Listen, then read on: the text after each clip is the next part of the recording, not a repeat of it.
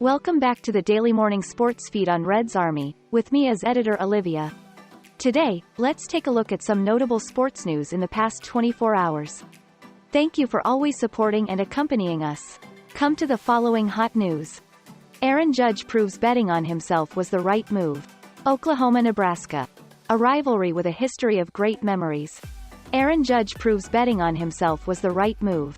Major League Baseball's most muscular salaries continue to gather velocity quicker than a searing fastball, yet no player has ever earned $100 million per year because, well, of course they haven't. We are a ways away from any MLB player inking a contract that actually pays $100 million annually. But the difference between what Aaron Judge was initially offered from the New York Yankees, 7 years, $213.5 million, and what that number could be when he signs his next contract, should be close to an eye-popping $100 million. Judge is due to benefit to the tune of a number so big that scientific notation is probably more appropriate, 1 by 108, as any switched on ninth grader will tell you, because he gambled. He stared down that 7-year, $213.5 million offer from the Yankees and said, "Nah, I'm good for now." It was a bet on his own abilities, and even he couldn't have imagined it would go quite this well, with a season for the ages heading toward its close and history just a few more giant swings away. Belting 57 home runs by mid-September gets you a lot of things. In Judge's case, it has put him in position to break Roger Maris' American League and Yankees record of 61 dingers, compiled a symmetrical 61 years ago. It has also brought him the glued-on notice of the baseball world. It should earn him the AL MVP over Shohei Ohtani, and it might even get him the Triple Crown if his average keeps climbing. Most of all, it is guaranteed to bring him stratospheric money once free agency rolls around. The Yankees are the favorites to retain him, but it won't come cheap. The talk in New York quickly reached the $300 million mark by midsummer. Now, most predictions in the Big Apple are sitting around $310 minus $315 million, a neat $100 million or so past the former offer, and it barely even seems steep. A wage of $45 million a year is outrageous money by any societal standard. But sports follows its own economic ecosystem, and for a player who is the face of the game's most storied franchise and, along with Ohtani, the face of baseball itself, it sounds about right. It'll happen one day, you can be sure, that a contract will be written that affords some sensational performer a 9-figure pay packet for his exploits on the diamond.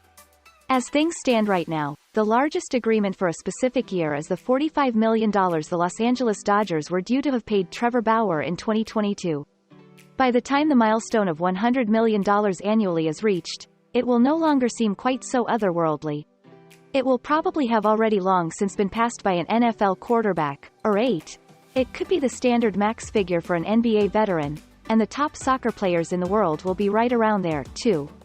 None of which is especially relevant for now, except to remind us that money in sports is a reflection of value, both real and implied, and that few athletes offer as much of either as Judge.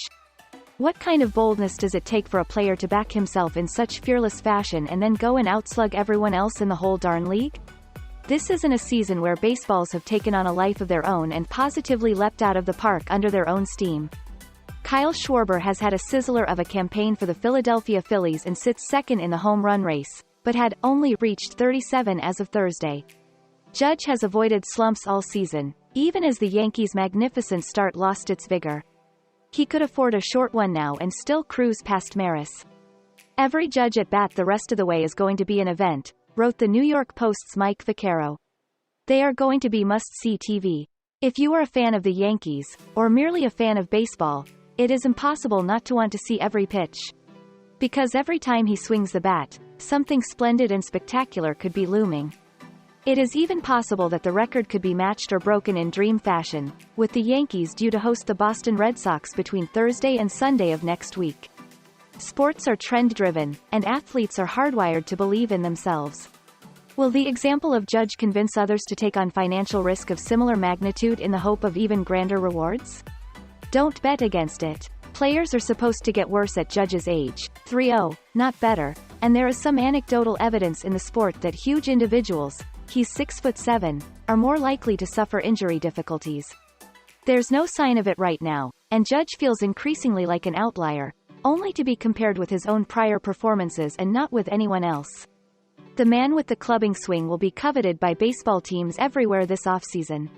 This week, a Boston reporter asked him, just after homers 56 and 57, if he fancied a switch to the Red Sox. He punted the question, just like he has most of the year. "I don't mind going into free agency," Judge told reporters at the start of the season. "At the end of the year, I'll talk to 30 teams. The Yankees will be one of them. The Yankees might feel like they occupy the pole position in the signing stakes, but they are also the only ones with something to lose. Any other franchise can swing for the fences on a Judge offer, and if they get him, it would be an almighty coup. If not, it's as you were. For the Yankees to see a player who is already etched as a franchise legend depart would be a devastating blow. This is why they'll surely do all they can, why the number can climb so high, and why Judge has around $100 million worth of added value leverage in his pocket, a sum gained through the force of his own excellence." Oklahoma-Nebraska. A rivalry with a history of great memories. There is a historic nature to the Oklahoma-Nebraska rivalry. They're two of the most successful programs in college football history. Oklahoma's 930 wins ranks 6th all-time among FBS teams, and Nebraska's 909 ranks 8th.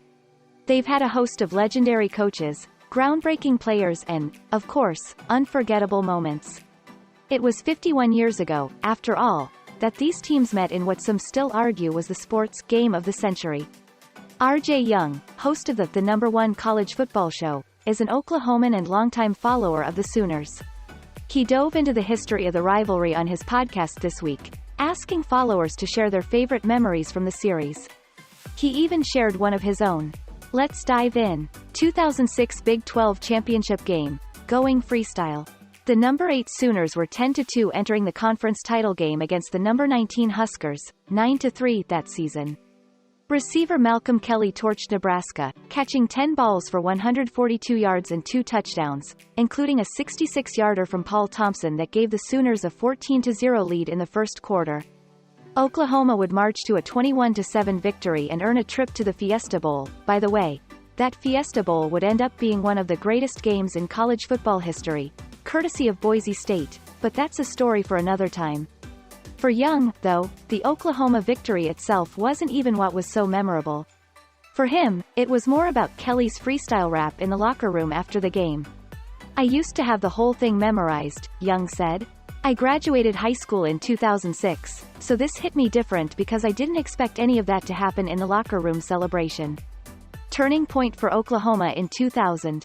For listener Judy, the top memory from this rivalry came on October 28, 2000, when she said she rushed through her ACT in Dale Tower to make time for the second quarter. When you look back at that day, you can understand why the game was such a big deal. The Huskers were 7-0 and ranked number 1 in the nation at the time, and their quarterback Eric Crouch would go on to win the Heisman Trophy.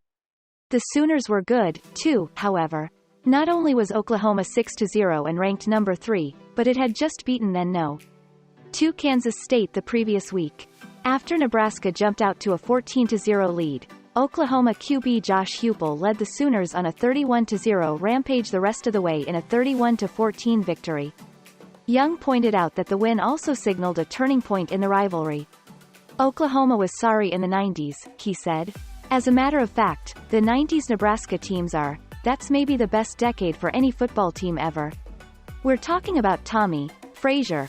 We're talking about Amon Green. We're talking about Lawrence Phillips. We're talking about 3 national championships in 5 years, 1994, 1995, 1997. The victory showed the fans that the Sooners really are this good, and that was the first time it felt to me like OU was a national championship team," Young said. The Sooners would cap that season with a 13-2 victory over Florida State in the Orange Bowl and a national title. Og Megatron. For our final memory, follower Ben takes us back to 1986, when a burly tight end named Keith Jackson made the kind of play you don't often see in a run-dominant offense. The score was tied 17-all with 18 seconds to play, and Oklahoma held the ball on 4th and 12. Instead of kicking it away, Coach Barry Switzer put his trust in quarterback Jamel Holloway, who lofted a ball to Jackson. The 6'3", 248-pound tight end hauled it in with one hand and rumbled 41 yards to set up a game-winning field goal. "You do not expect that man to get the ball," Young said. But as any Oklahoma fan will tell you, This is the best athlete to ever play OU football that nobody talks about anymore. A lot of love to Adrian Peterson, a little bit more to Kyler Murray. But Keith Jackson is, for the old heads, that dude. Jackson would be a first-round draft pick of the Philadelphia Eagles in 1988. He would play 9 seasons for the Eagles, Dolphins and Packers, earning 5 Pro Bowl selections. He was first-team AP All-Pro 3 times. And those are also the most outstanding morning news today. Thank you to everyone for listening and following redsarmy's daily news. If you find the video interesting and useful, please click like and subscribe to our channel so you don't miss any of the latest sports news.